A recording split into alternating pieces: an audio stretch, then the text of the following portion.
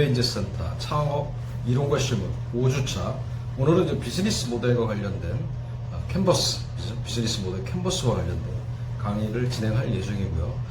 여러분들이 이제 저한테 막 비즈니스 모델, 본인들의 비즈니스 모델을 이제 보내주기 시작을 하셨고, 그래서 저는 이제 어떻게 할 생각이냐면, 여러분들이 이제 보내주신 비즈니스 모델을 가지고, 어떻게 보면 이제 개인별 코칭의 형태로 진행이 돼야 되지 않을까 생각을 합니다. 그전에는 이제 지난번에 말씀드린 대로 우리가 이제 팀 코칭을 했었는데, 지금 코로나19 때문에 불가피하게 대면 수업이 어려운 관계로 일단 여러분들이 보내주신 그 비즈니스 모델, 나만의 비즈니스 모델을 가지고 비즈니스 모델 캔버스를 코칭하는 그런 시간을 갖도록 하겠습니다. 물론 이제 인원이 우리가 50명이 되다 보니 전체를 다 할 수는 없겠지만, 어쨌든 이제 본인 직접 사업을 하는 학생들, 그러니까 창업을 하고자 하는 학생들, 혹은 지금 창업 중인 학생들을 우선적으로 제가 개인별 비즈니스 모델 캔버스 코칭을 할 예정이고요. 그래서 여러분들이 지금 이제 그 과제를 5주차 출석 과제를 이제 보내주고 계신데, 그걸 참고를 하겠지만 좀 수정을 하셔도 됩니다, 여러분. 어떤 분들은 이제 그 기존의 비즈니스 모델, 좋습니다. 그걸 가지고 이제 보내주신 분도 있고, 혹은 이제 앞으로 본인이 할 비즈니스 모델을 가지고 보내주신 분도 있어요. 그러나 수정은 가능하다. 그래서 여러분들이 좀 아이디어가 아직은 이제 없는 상태긴 하지만 아이디어가 생겼어요. 혹은 이제 강의를 들으면서 또 아이디어가 생길 수도 있어요. 그래서 여러분들이 그런 게 있다면 수정 1회에 한 번 정도는 수정이 가능하고, 최종 확정된 여러분들만의 비즈니스 모델을 가지고 수업을 진행을 하도록 하겠습니다. 자, 오늘 이제 여러분들 비즈니스 모델 캔버스와 관련된 개념, 그리고 어떻게 적용할 건지, 그래서 9개 블록으로 구성된 비즈니스 모델 캔버스는 어떤 용도로 활용이 되는지, 이런 것들에 대한 것들을 말씀을 드리겠습니다. 그래서 여러분들한테 보내드린 교환을 한번 꼭 읽어보시고 이 개념을 먼저 한번 파악해 보시길 바랍니다.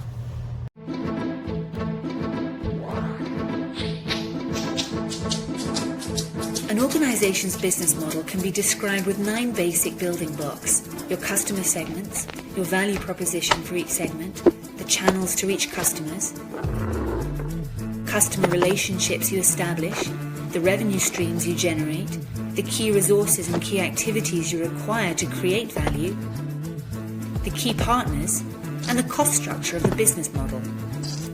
But it's not sufficient to just enumerate the 9 building blocks. What you really want to do is to map them out on a pre-structured canvas. This is what we call the business model canvas, a tool that helps you map, discuss, design, and invent new business models. Let's briefly go through the 9 building blocks, starting with the customer segments. These are all the people or organizations for which you're creating value. This includes simple users and paying customers. For each segment, you have a specific value proposition. These are the bundles of products and services that create value for your customers. The channels describe through which touchpoints you're interacting with customers and delivering value.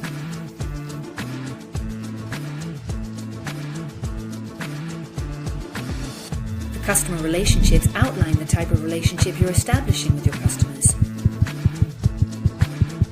The revenue streams make clear how and through which pricing mechanisms your business model is capturing value. Then you need to describe the infrastructure to create, deliver, and capture value. The key resources show which assets are indispensable in your business model. The key activities show which things you really need to be able to perform well.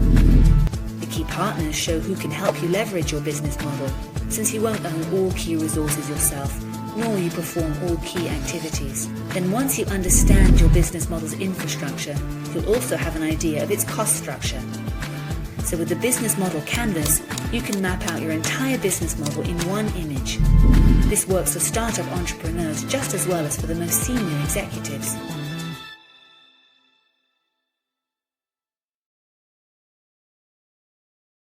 여러분 그 비즈니스 모델 캔버스 영상 어떻게 잘 보셨습니까?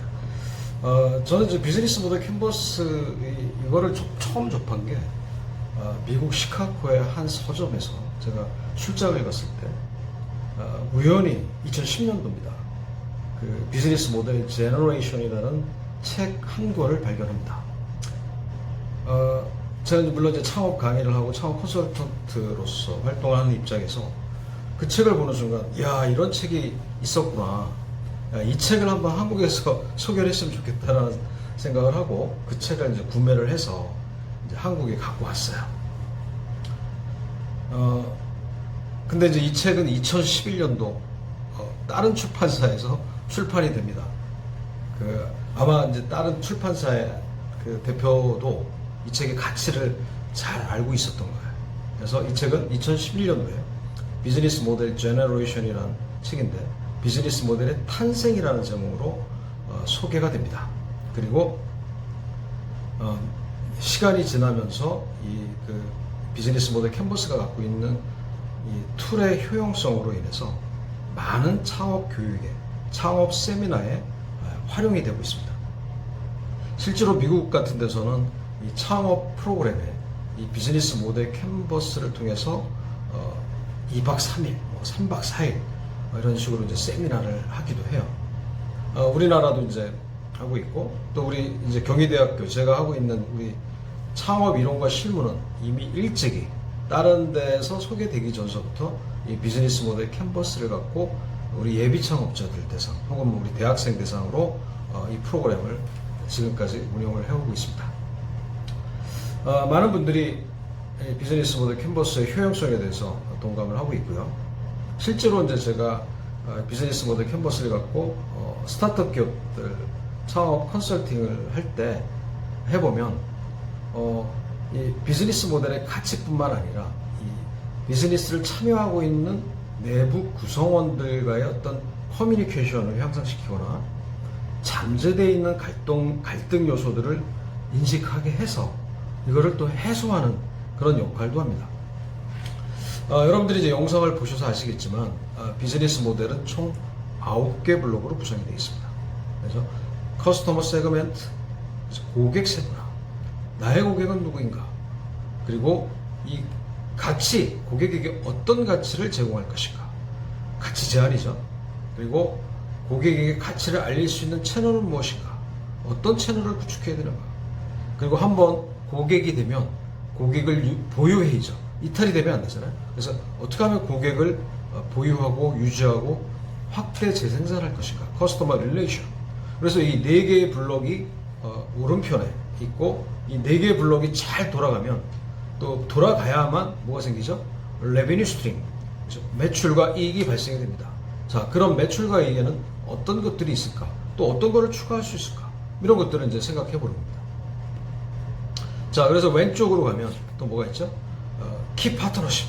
이 사업을 하는 데 있어서 우리는 누구와 협업을 할 것인가? 굉장히 중요하죠, 여러분. 네트워킹. 누구를 파트너로 만들 것인가? 또 우리 창업 팀에 대한 분석입니다. 뭐죠? 키 액티비티. 그죠? 자, 창업팀, 창업자가 우선적으로 해야 될 행위들은 어떤 것들이 있을까? 또 무엇을 해야 될까? 우리가 부족한 게 있다면 그것을 어떻게 채워줄까? 또 어떤 문제에 직면하게 되면 그것을 어떻게 해결할까? 그게 이제 바로 키 액티비티. 그 다음에 키 리소스. 그건 뭐죠? 창업을 하는 데 있어서 반드시 필요한 자원, 뭐 돈이 있을 수 있죠. 그러면 돈이 없으면 어떻게 해야 돼요? 키 액티비티를 함으로써 혹은 키 파트너를 통해서 그죠? 자본, 자금을 조달할 것인가? 이게 이제 키 리소스를 지원하는 겁니다. 또 사람. 그래서 우리가 일을 하는 데 있어서 전문가가 부족하다. 뭐 재무가 필요하다. 혹은 뭐 마케팅이 필요하다. 자, 그랬을 때 인력을 어떻게 우수한 인력을 확보할 것인가. 자, 이런 것들이 키 리소스라는 핵심 자원에 포함되어 있는 영역들입니다. 물론 나중에 좀 더 구체적으로 사례 가지고 말씀을 드릴 거고요. 또, 자, 이 키 리소스, 키 액티비티, 키 파트너십, 이 세 가지는 결국은 비용을 발생을 시키죠. 자, 그러면 우리가 이 사업을 하는 데 있어서 어떤 비용이 발생이 되는지, 그죠? 뭐 임대료도 있을 수 있고, 보증금도 있을 수 있고, 인건비도 있을 수 있고, 뭐 특허를 하게 되면 특허와 관련된 비용이 있을 수 있고, 뭐 여러 가지 이제 비용들 혹은 앞으로 발생될 비용들, 비용 구조, cost structure, 이런 이 네 가지 블록이 이제 자치겠습니다. 총 9개 블록으로 구성이 되어 있는 게 비즈니스 모델 캔버스입니다.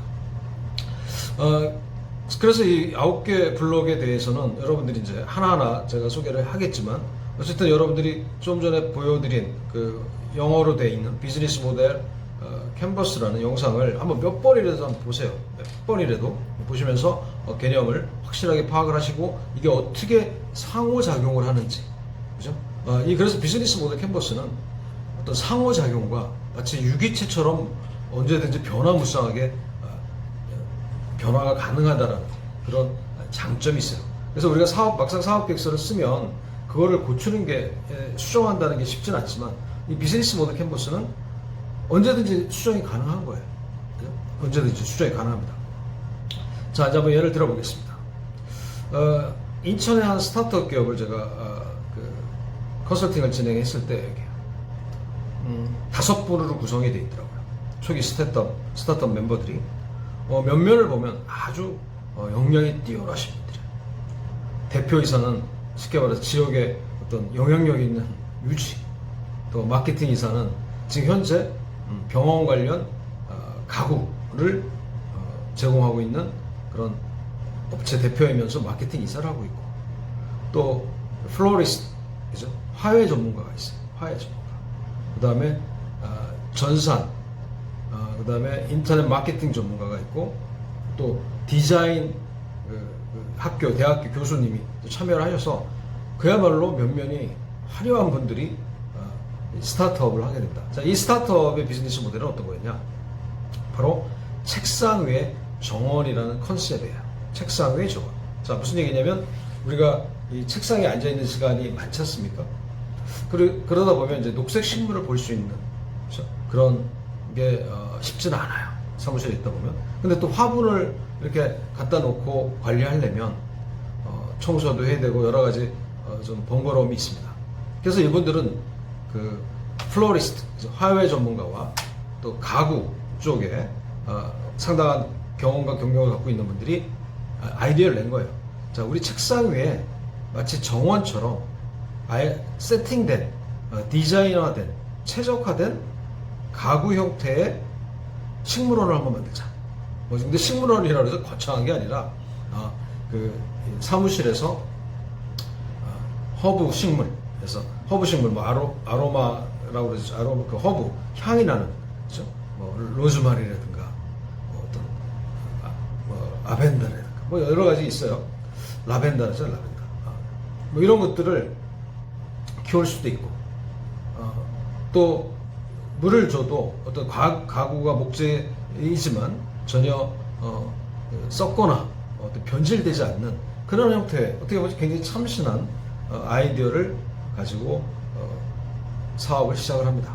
실제로 이제 금형을 만들어서 다양한 형태의 가구 화분을 만들어요. 근데 문제는 진전이 안 되는 거예요. 진전이. 자, 사업을 하다 보면 여러분 그런 경우가 많이 있어요. 그래서 이 비즈니스 모델 캔버스 갖고 한번 진단을 해봤어요. 자, 첫 번째, 5분을 모이게 했습니다. 근데 그때 이제 4분만 참석을 하셨는데, 어쨌든 5분을 모이게 해서 우리 비즈니스 모델 캔버스를 보시면 전지를 하나 사다 놓고, 그리고 9개 블록을 그리게 합니다. 전지에다. 그리고 포스트잇을 색깔별로 4사람에게 다른 색깔을 하나씩 줘요. 빨강, 파랑, 노랑, 뭐 초록, 이런 식으로. 자, 그래서 첫 번째 질문을 제가 던졌어요. 각자가 생각하는 고객을 적어서 붙여보세요. 그래서 이제 대표이사가 생각하는 고객, 마케팅 이사가 생각하는 고객, 또 플로리스트가, 화훼 전문가가 생각하는 고객, 뭐 SNS 마케팅, SNS 전산 전문가가 생각하는 고객을 각자가 이 고객들을 전지에다 붙이게 했습니다. 그랬더니 어떤 게 나오는지 아세요, 여러분? 그 비즈니스 모델 캔버스 워크숍에 참여했던 4명의 고객이 다 틀린 거 있어요. 다 틀려.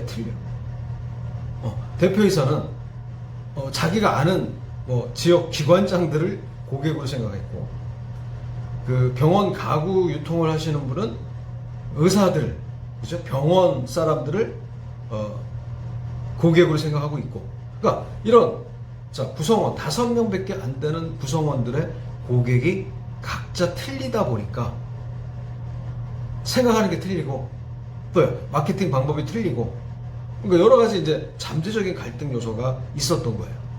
그래서 제가 이제 그때 그 내부분한테 말씀을 드립니다. 자, 각자의 고객을 붙인 걸 한번 봐보십시오. 자, 그러면 각 틀립니다. 자, 그럼 여러분들이 협의를 통해서 누구를 우선적으로 고객으로 할 것인지. 자, 이 나무의 정원, 그죠? 나무의 정원, 책상 위의 정원이. 책상 위의 정원의 주요 고객을 누구로 정할 건지를 정하게 합니다. 그래서 그분들이 이제 치열한 논쟁을 통해서 우리가 창업을 하는 데 있어서 우선적으로 누구를 우선 고객으로 삼겠다. 그 이유는 무엇이다라는 것을 이제 걷다가 비즈니스 모델 캔버스에 적게 합니다. 자, 이런 식으로 자, 첫 번째, 우리 비즈니스 모델이 있다면 고객을 누구로 할 것인가를 명확하게 정의를 하는 게 중요합니다. 특히 스타트업 기업은요, 여러분 자원이 많지가 않지 않습니까? 인력이 많지가 않아요. 특히 뭐 1인 기업으로 한다면 더 그렇죠? 그래서 우선 적중률이 높은, 그죠? 적중률이 높은 고객을 선정하는 게 굉장히 중요합니다. 자, 우리 야구 선수가, 그죠? 야구 타자야, 타자. 근데 야구 방망이를 10번 휘둘렀어요. 그럼 몇 할 정도 돼야 됩니까? 한 3할만 돼도 아주 훌륭한 타자잖아요. 근데 10번 야구 방망이를 휘둘렸는데 한 번도 안 맞아. 그럼 어떻게 되죠? 방출되는 겁니다. 마찬가지예요, 여러분. 스타트업도 명심하셔야 됩니다. 자, 여러분들이 마케팅을 하고, 고객에 대한 마케팅을 하고, 고객에게 제안을 했는데, 10번을 제안했는데 한 번도 안 돼. 자, 문제가 있는 거죠. 자, 가치가 약할 수도 있고, 아니면 고객 선정이 잘못되어 있을 수도 있어요. 자, 그래서 우리가 비즈니스 모델 캔버스를 그리는 데 있어서 첫 번째로 여러분들이 선정해야 될 것은 나의 고객을 누구로 할 것인가, 그들은 어디에 있는가, 그죠? 그들은 무엇을 선호하는가, 그들의 연령대는 어떻게 되는가. 연령대도 너무 포괄적으로 하시면 돼요. 세그멘트 잘게 20대, 30대, 여성, 남성, 특히 어떤 지역에 살고 있는지, 고객 분석을 하라는 거예요. 고객 분석. 그래서 그 고객 분석에 맞게끔 뭐가 돼야 돼요? 바로 두 번째, 가치 제안이 이루어지게 됩니다.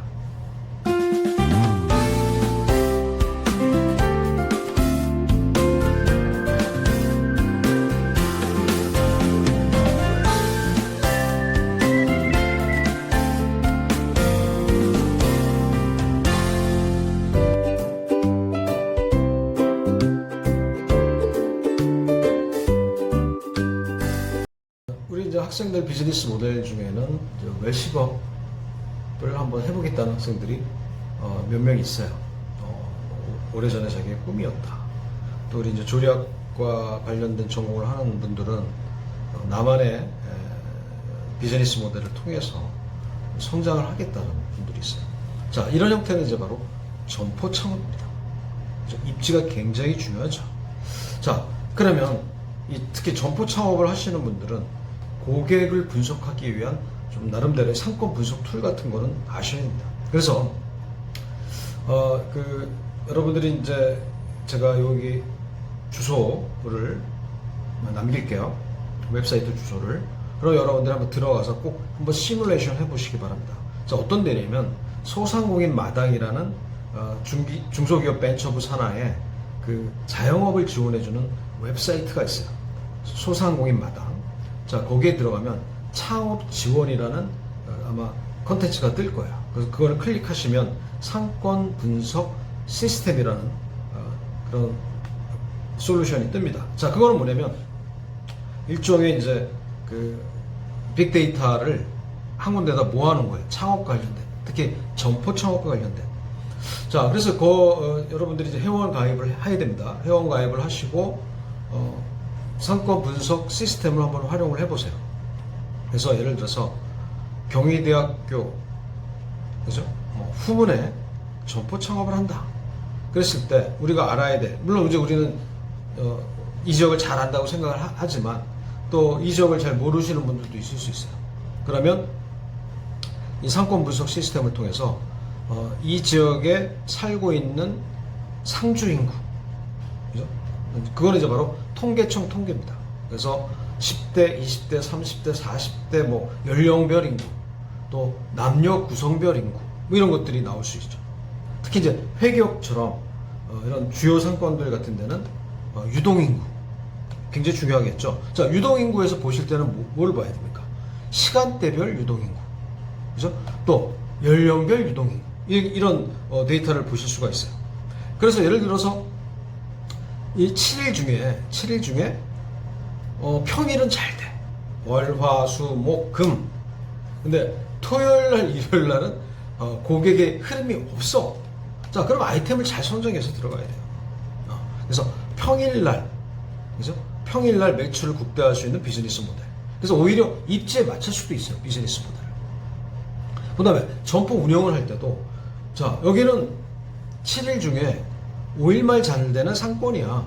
그러면 어쩌다 불가피하게 그쪽에서 창업을 하게 되면 그러면 이제 인력 운영을 어떻게 할 것인지, 그죠? 마케팅을 어떻게 할 것인지, 주말이지만 어떻게 하면 사람을 모을 수 있는지를 주말에도 찾아올 수 있게끔 하고자 하는 어떤 마케팅 전략들이 나와줘야 됩니다. 그래서 여러분들이 점포 창업을 하시고자 하는 분들은 어떤 걸 알아야 돼요? 상권 분석 시스템을 활용해서 상권 분석 툴을 해야 됩니다. 물론 이게 뭐 완벽할 수는 없어요. 그래서 이 데이터를 기초로 해서 어떻게 해야 되냐면 현장에 가서 다시 또 이제 한번 시뮬레이션 하시게 되면 훨씬 더 어떤 리스크를 줄일 수가 있어요. 그래서 이 상권 분석 시스템에는 그런 인구에 대한 인구 통계청 인구, 그 다음에 또 뭐가 있어요? 유동인구, 그죠? 유동인구.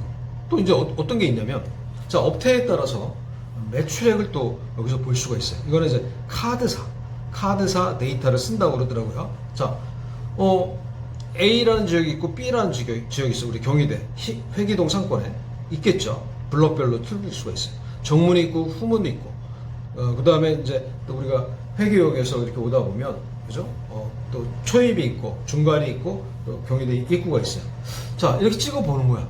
그러니까 주소만 알면 되죠. 혹은 주소를 모르더라도 상호를 알 수가 있겠죠. 그래서 두 번째는, 자, 주소를 먼저 알아야 되고, 두 번째는 뭐냐면 어떤 업태를 할 것인가, 뭐 커피숍을 할 것인가, 아니면 뭐 중국 식당을 할 것인가, 아니면 주점을 할 것인가. 자, 그래서 그 업태별로 그 각 A, B, C를 찍어보는 거예요. 그러면 이제 매출액을 알 수가 있다는 거예요. 매출액. 그래서 자, 이 매출액에 있어서 또 중요한 인사이트는 뭐냐면 요일별 매출액을 알 수가 있다. 또 시간대별 매출액을 알 수가 있다. 자, 그러면 우리가 한번 생각을 해보세요, 여러분. 요일별로 평균 매출액이 나오는 거예요. 그래서 아까 주말에 안 되는 상권, 또 평일에 안 되는 상권, 뭐 특정일에만 안 되는 상권, 뭐 혹은 특정 시간에만 몰리는 입지, 뭐 이런 것들을 볼 수가 있습니다. 그래서 결국 좋은 상권과 입지를 우리가 보기 위해서는 이런 거죠. 이상적인 거는 뭐냐면 월, 화, 수, 목, 금. 그러니까 일주일 평균 매출이 거의 유사해. 그렇죠? 이렇게 막 등락이 심하지가 않아. 그러면 좀 매력적인 상권으로 저는 봅니다. 그죠? 그 다음에 아까 말씀드린 대로 A, B, C를 찍어봤더니 A는 평균 매출액이 3,000이 올라요. 근데 B는 2,800, C는 1,500. 그죠? 이런 것도 우리가 구분할 수 있어요. 물론 이제 매출액에 따라서 점포 비용이 좀 차이는 있습니다만, 자, 그럼 어떤 거를 선택할 것인가? 나는 좋다. 평균 매출액 B. 여기에 좀 내가 마케팅에 자신 있고 내 상품이 뛰어나기 때문에 나는 한번 승부를 걸어보겠다. 그래서 점포 비용을 줄이면서 리스크를 좀 테이킹 하겠다. 뭐 이런 접근도 있을 수 있겠죠. 자, 그러나 그런 것들은 다 바로 데이터를 근거로 한 고객 분석을 하고 나서 진행을 해야 됩니다, 여러분. 그죠? 고객 분석. 자, 그래서 특히 점포 창업을 하고자 하는 분들은 이런 것들을 잘 활용하는 게 중요해요. 그래서 이 상권 분석 시스템은 중소기업 벤처부에서 이 자영업, 소상공인 점포 창업자들이 창업을 하기 전에 한번 확인을 해보십시오. 리스크를 한번 줄여보십시오. 라는 취지에서 데이터들을 모아놓고 그걸 가지고 이제 분석을 합니다. 그래서 임대료 같은 것도 나와요. 임대료도 나오고, 아까 인구에 대한 것도 나오고, 매출액에 대한 것도 나와요. 실제로 이제 제가 우리 퇴직자분 중에 점포 창업을 하시겠다는 분이 있어요. 50대가 넘었어요, 여러분. 그러니까 여러분은 아버님 세대라고 보시면 돼요. 대기업에서 간부로 계시다가 퇴직을 하셨어요. 저는 극구 반대를 합니다. 특히 이런 좀 50대 이후 분들이 자영업에 도전하는 것을 좀 반대하는 입장이에요. 저도 자영업을 해봐서 잘 압니다만, 철저한 준비를 하지 않고서는 거의 10중 8구가 이제 그 리스크에 직면하게 되고, 그 리스크를 감당을 못하고 무너지는 경우를 워낙 많이 봤기 때문에. 그래서 제가 이제 이분한테 개인 컨설팅을 하면서 말씀드린 게 이거예요. 자, 정부 지원 제도를 충분히 활용하시고, 그 다음에 점포 창업을 하시겠다 하면 입지를 이런 사건 분석 시스템이 있으니 여러 군데를 다니시면서 한번 분석을 해보세요. 그랬더니 이제 그분은 제 말을 들어서 대전 분이신데 대전 여러 군데를 막 상권 분석을 해요.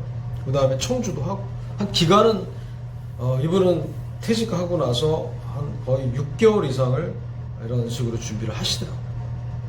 6개월 이상. 그래서 그분이 이제 분석할 때마다 이게 프린트 아웃이 됩니다, 여러분. 조금 전에 말씀드린 사이트에 가서 상권 분석을 돌리면 프린트 아웃이 돼요. 그래서 그게 한 박스가 될 만큼 굉장히 많은 시뮬레이션을 한 거예요. 나중에는 어떻게 되겠어요, 이분이? 도사가 되는 겁니다, 여러분. 도사. 상권 분석 전문가. 또 왜냐면 현장에 직접 가고 막. 이분은 왜냐면 결핍했기 때문에. 이분이 창업을 안 하면 안 되는 상황이었어요. 왜냐면 이제 아직 자식들이 50대였지만 자제분들이 고등학생 막 이래요. 대학생. 그러다 보니까 어떻게 해야 돼요? 캐시, 현금을 창출할 수 있는 비즈니스 모델을 선택을 안 할 수 없는 상황이었어요. 그래서 어쨌든 이분이 그러니까 비즈니스 모델, 외식업을 준비를 하셨는데, 비즈니스 모델을 바꿔가면서 뭐 삼겹살집을 돌려보고, 또 이것도 돌려보고, 저것도 돌려보고 하다가, 대전의 어떤 특정 지역에서의 점포를 하나 발견합니다.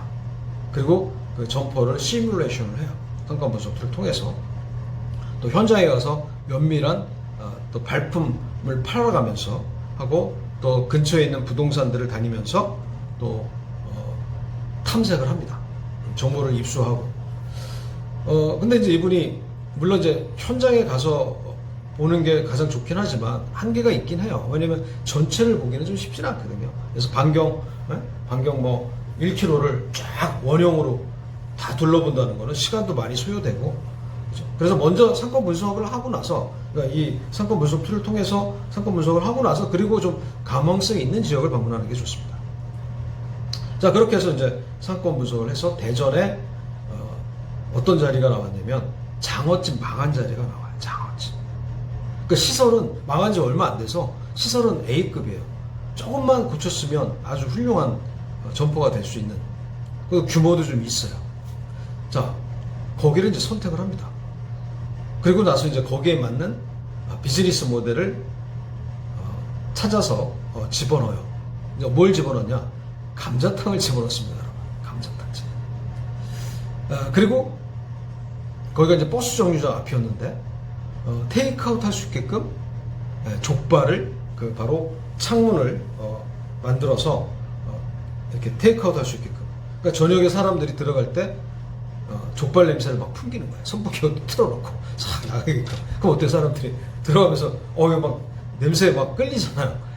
그래서 막 테이크아웃도 해봐요. 테이크아웃.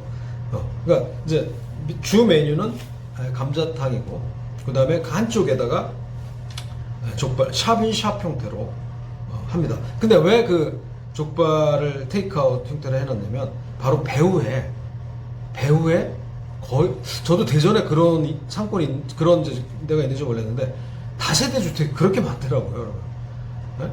1000세대 가까운 다세대 주택이 뒤에 쫙 있는 거야. 그리고 사람들이 버스를 이용해서 내려서 그 가게 앞을 지나가게 되는 거예요.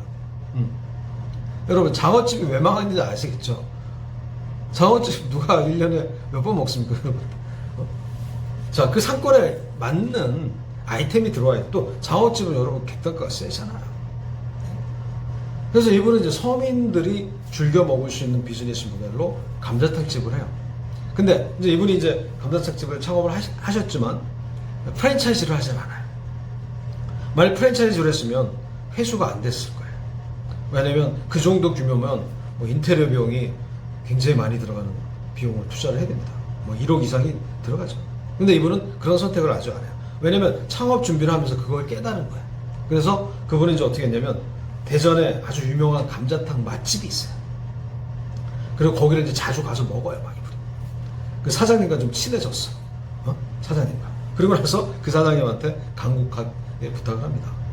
내가 퇴직한 지 얼마 안 됐고 자식들은 어리고 좀 뭔가 해야 되는데 우리 사장님 감자탕이 너무 맛있어서 자, 이걸 전수 창업을 좀 했으면 좋겠습니다. 좀 도와주십시오. 그래서 이제 전수 비용을 내고 그 사장님의 지원을 받아서 좀 이제 기술은 이제 어느 정도 확보가 된 거죠. 그리고 창업을 하게 됩니다. 제가 이제 창업하고 한 두세 달 지나서 가게 돼요. 처음에는 우리 퇴직하신 사장님 사모님이 그렇게 반대를 했어요. 왜 음식점이냐 막 하면서. 근데 갔더니 그 사모님 얼굴이 이렇게 스마일 막 웃고 있더라고. 그럼 알죠, 여러분? 딱 가게를 갔을 때 매장이 잘 되는 매장들은 사람들이 미소가 막 있죠. 근데 가게가 안 되면 미소가 없어요. 막 웃으시면서 막 있더라고. 근데 물어봤어요, 매출이. 일 매출이 얼마입니까? 물론 이제 오픈빨이라고 그럽니다, 여러분. 근데 일 매출이 200이 나온대요. 깜짝 놀랐어요, 제가. 야, 이런 때가 있다니. 자, 입지와 아이템이 기가 막히게 적중을 한 거예요. 그리고 그 근처에는 경쟁 점포가 없어요. 반경 뭐 몇 킬로 상에는 이 감자탕이라는 비즈니스 모델을 하고 있는 데가 없었어요. 그리고 낮에 갔었거든요. 낮에 갔더니 그 장어집이었잖아요. 그러니까 방들이 있었던 거야.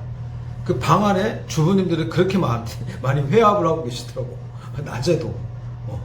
자, 입지상권 분석을 정확하게 하고 데이터에 근거해서 상권 분석, 그 다음에 점포 개발을 하면 실패의 리스크를 줄일 수 있다는 것을 보여준 사례입니다. 자, 이게 바로 고객 분석입니다. 여러분, 창업은 과학입니다. 창업은 숫자예요. 그래서 이 숫자라는 의미는 뭐냐면 고객을 철저하게 분석해야 되는데 감으로만 하는 게 아니라 뭐예요? 실제 데이터를 근거로 해서 분석을 해야 됩니다. 자, 정리를 해서 말씀드리면 커스터머 세그멘트, 그죠? 고객 세분화.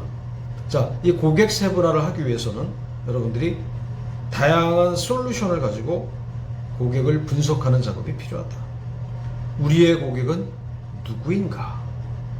또 우리의 고객은 어디에 있는가? 우리의 주 고객은 무엇을 좋아하는가? 우리의 주 고객의 소비 행태는 어떤가? 그들의 소비 능력은 혹은 소비 패턴은 어떤지. 자, 이런 것들을 분석하는 게 바로 커스터머 세그멘트입니다. 그래서 비즈니스 모델 캔버스 첫 번째 블록 커스터머 세그멘트를 작성을 해보시기 바랍니다. 자, 6주차 출석 과제는 바로 커스터머 세그멘트. 그러니까 여러분들이 고객으로 생각하고 있는, 그죠? 여러분들이 생각하는 비즈니스 모델의 고객은 누구인가를 좀 세분화해서 분석을 해서 그들이 좋아하는 게 무엇인지, 그들이 무엇을 좋아하는지, 나는 왜 이 비즈니스 모델의 고객을 선정했는지를 A4 용지 한 장 이내에 간략하게 작성해서 저한테 제출해 주시는 게 바로 6주차 출석 과제입니다. 바로 커스터머 세그멘트, 고객 세분화입니다.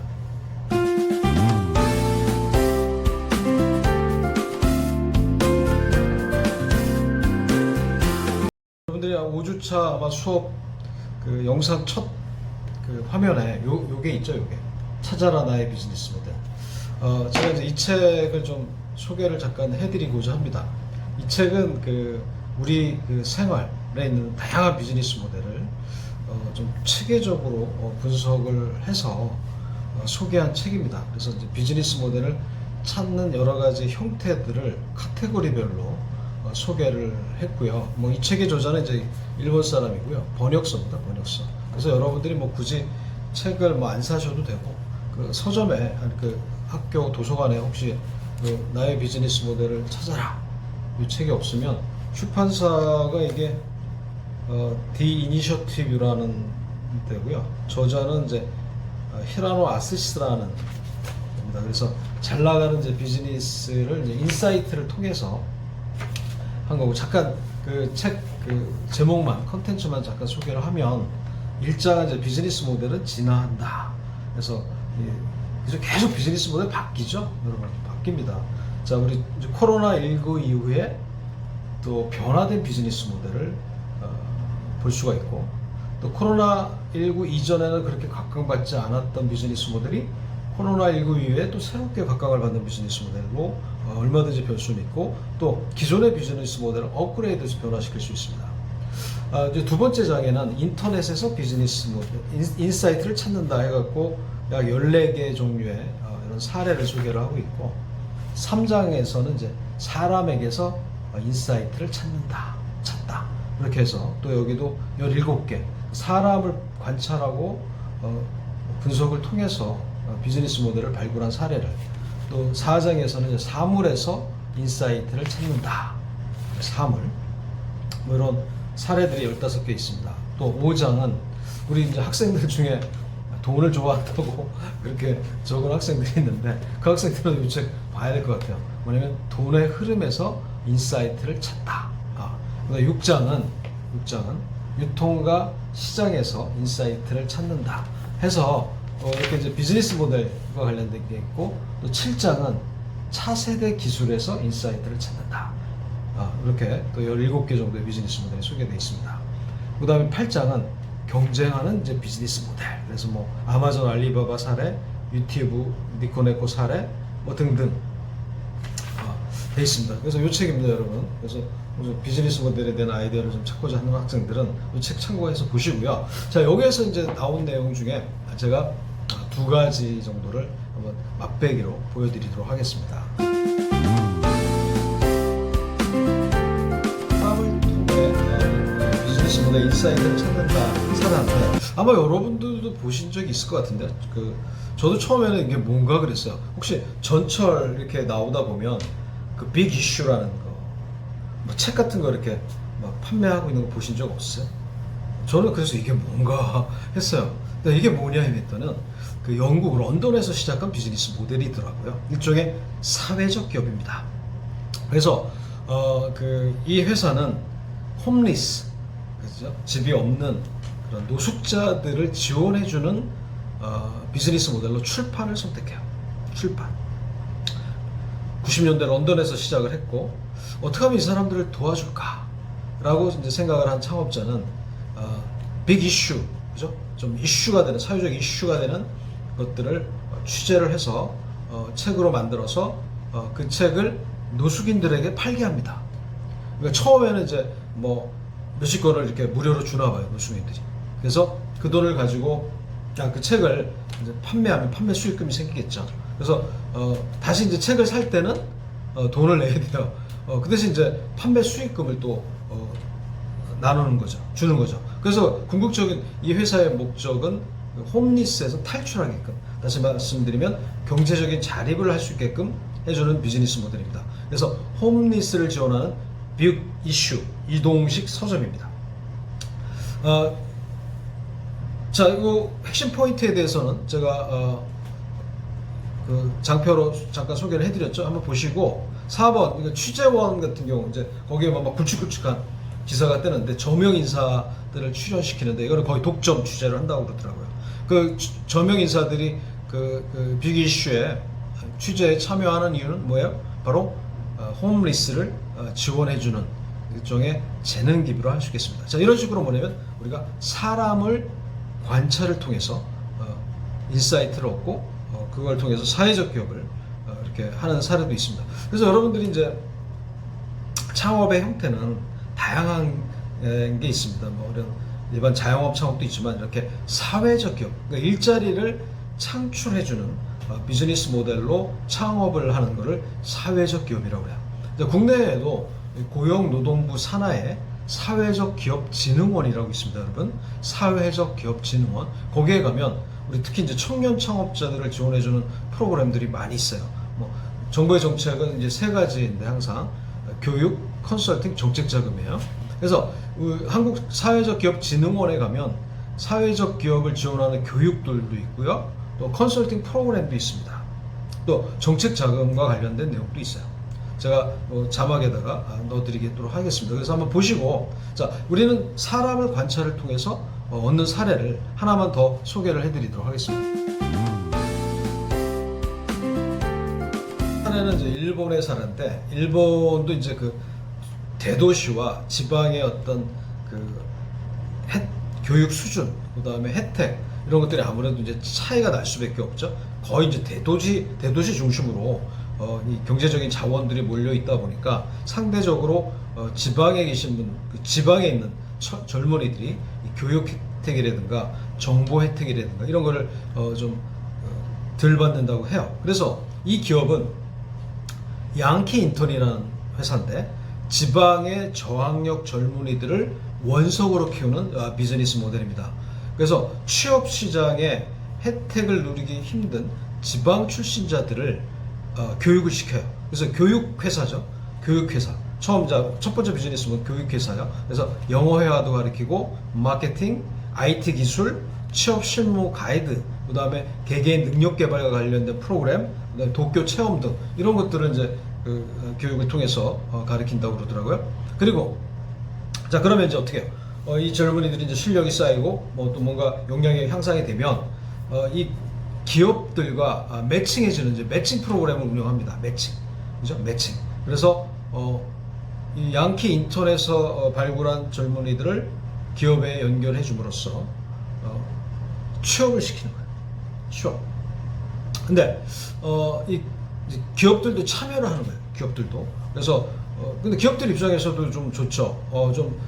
좀 교육이 된, 그죠? 그 회사가 찾는 인재들을 인턴십 같은 거를 공유를 하고 또 교육 프로그램도 참여를 함으로써 인재들을 먼저 발굴을 하고 그들이 이제 채용을 합니다. 자, 그럼 양키 인턴의 수익 모델은 뭐냐? 양키 인턴은 바로 기업들로부터 수수료를 받는 비즈니스 모델을 가지고 있는 겁니다. 자, 그래서 여러분들이 그 사람을 관찰을 통해서 비즈니스 모델을 찾는 그런 사례들, 이 책 한번 참고를 해서 한번 보시고요. 자, 이제 오늘 제가 준비한 이제 강의는 마치도록 하고 벌써 이제 5주차 일정이 지나갔는데 여러분들 다들 건강하시고요. 자, 다시 한번 이제 6주차 출석까지 말씀드리면, 자, 여러분들이 정한 비즈니스 모델에서 나는 누구를 고객으로 할 것인가. 자, 그리고 자, 고객을 선정하는데 세그멘트 하는 게 중요합니다. 그리고 그 고객을 선정하기 위한 고객 분석, 그죠? 조사.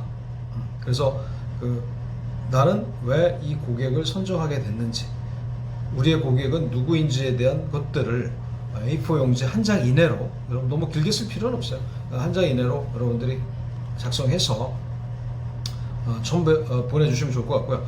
꼭 첨부 안 하셔도 됩니다. 첨부 안 하고 그냥 이메일로 여러분들이 적어주시면 좋을 것 같아요. 그래서 꼭 굳이 여러분 번거롭게 첨부하지 마시고 제 메일 주소 아시니까 거기에다가 바로 여러분들이 내용을 비즈니스 모델 캔버스와 관련 첫 번째 고객 세그멘트와 관련된 내용을 보내주시면 될 것 같습니다. 자, 오늘 이제 제 강의는 이상 마치도록 하겠습니다. 자, 여러분 6주차 때 뵙도록 하겠습니다. 감사합니다.